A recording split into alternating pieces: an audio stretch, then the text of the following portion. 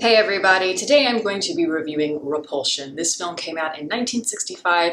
It's a psychological thriller slash horror movie directed by the great Roman Polanski. Polanski is someone that I have always admired as an artist, as a filmmaker, especially his earlier work, and I've talked about him a lot on this channel before. This film reminds me of a lot of other great horror films at the time, especially Carnival of the Souls, and then obviously Rosemary's Baby, which Roman Polanski directed a few years after. This film really explores sexual repression and repressed femininity and how all of those themes kind of tie into paranoia and this distortion of the human psychosis and how that ultimately manifests itself into horror. This film centers around the character of Carol, and this is played by the lovely Catherine Deneuve. She's young, she's beautiful, she works as a manicurist at a salon. Carol lives in this tiny little apartment with her sister, and her sister is frequently visited by her lover. And I know that sounds like a pretty boring plot, but this is not a film that's very plot-driven at all, and that's what I like about it. So, I mean, if you read the synopsis of it, it may not sound very interesting,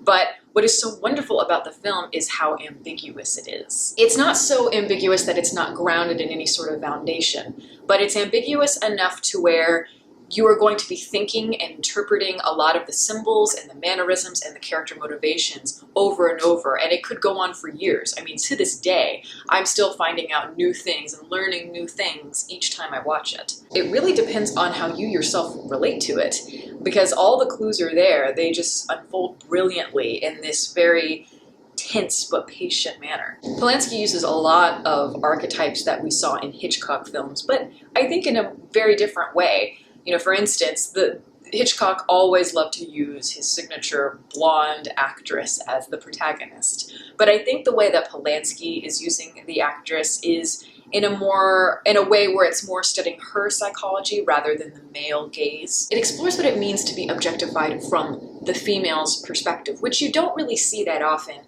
even now. How a beautiful woman rejects that condescension from men who only want one thing, and she's not this perfect, unattainable object. It's interesting because there is a man in the film that has it really bad for her. He really loves her, but he doesn't seem to understand her at all. It's kind of creepy and a bit stalkerish the way he kind of follows her around and is always asking her out. Obviously, he does not get the hint that she wants nothing to do with him, but he keeps pursuing. And if there are any women out there who watch my channel, I know there aren't many of you, and that's very unfortunate, but I'm sure you know what I mean. He wants her badly, but why?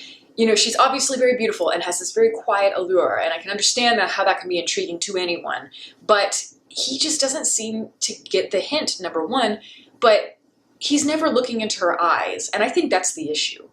And especially throughout the movie, people look at her and admire how beautiful she is, but they're never looking into her eyes. And if for a second you would just look into her eyes, you would see that this is a very mentally unstable person, a very troubled person. But there's another side to that objectivity. It's not just sexual from the male's perspective, but it is, I think, maybe sexual from her point of view. It's that feminine repression and that tension that's clearly brewing within her. There's a scene, maybe two scenes, I can't remember if it's repeated, but anyway, where she's in bed, where Carol's lying in bed at night, and she's not sleeping, and she hears her sister having sex with her lover in the next room or close by, and it just gets louder and louder and louder, and she's just sitting there, and she just gets so frustrated, so angry, and she just takes the pillow and puts it over her head to try to cover up the sounds. I think it's very clear that Carol has a fear of the male species, a fear of rape, a fear of being dominated, like many women do, but there might be a part of her that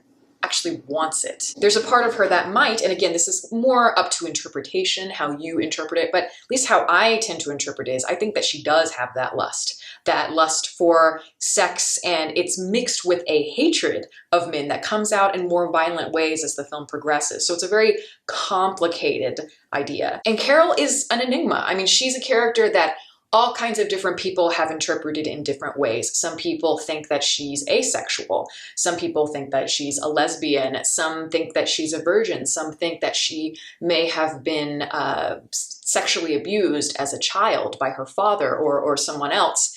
And I think you could make clear arguments for any of those. But for me, ultimately, as I've said, I think that her sexual curiosity comes from that feminine repression. She contradicts herself, like so many people who are mentally and morally conflicted. She seems to be very repulsed by her sister's lover. I mean, every time he leaves her razor in her cup that's in her bathroom, she just gets so mad. She doesn't want anything to do with him. She thinks he's disgusting. He leaves his shirt around and she just throws it away in disgust. But there's a scene where she's alone in the apartment and she gets hold of the shirt that's in the trash can and she smells it for a minute. And then she drops it and is just repulsed and just, feels like she's gonna throw up by the smell. But I think what's more interesting about that is what follows immediately after. Immediately after, she goes into her sister's room, finds a beautiful dress that her sister wore on a date with said lover, and she holds it up to herself. She takes the lipstick, her sister's lipstick, and starts putting it on her lips. And then there's another moment, which is probably much more disturbing, is when she's ironing. She's taking his shirt that she had thrown away and that she seems to be repulsed by, and she starts ironing it. But as the camera pans down, you see that the iron is not plugged in. So it's this very eerie moment, not only of somebody losing their grip on reality, but somebody trying to come to grips with all of these feelings and trying to find maybe her femininity and trying to fight off these urges that maybe she's ashamed of in the midst of losing her mind. It's that chilling symbol of crying out, in a sense, without ever having to outright state it, because Polanski was not one of those people, and that's one of the reasons I admire him so much. And as the film goes on, it gets more and more disturbing, and it's just visually brilliant, I think, and they expertly use the mise-en-scene. The further she goes into that break from reality, the more trippy things get. People like to ask me, what's it like on an acid trip?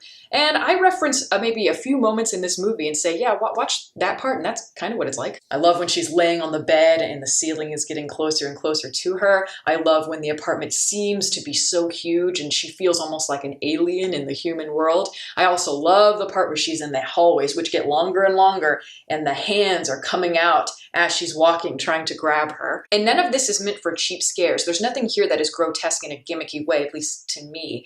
I think it all reflects all of the themes and what is happening in the character's world through her arc. And that's why I think that the apartment that she stays in, especially when she's by herself, is a representation of her mind. This film is just so effective up until the very end. And the ending, while it may seem simple, I think when you really think about it, it's not. As I said, somebody can come out of it thinking one thing, while another person could think something completely different. I see it as a very sad tale of a woman, like so many people, man or woman, who are just uncomfortable in this stereotype that has been projected onto them by society, not feeling comfortable in a role and not knowing how to escape it. I just love this movie. It affects me a lot more now on a more complex level, but even when I saw it the very first time as a teenager, it really resonated with me because it is about repression and it's about maybe, femininity, obviously, feeling comfortable or uncomfortable in that role, becoming a woman. So it speaks to all of those questions and all of those conflictions in very unsettling ways and really, really mature ways. This is a classic. It is one of my favorite Polanski films, as I said, and that's saying a lot because he's a pretty amazing guy. And that is my review. Thank you all for listening. If you'd like to follow me on Twitter, the link is below. You can also like my Facebook page and link below that. You can watch more videos here and you can subscribe if you want to. Catch you next time.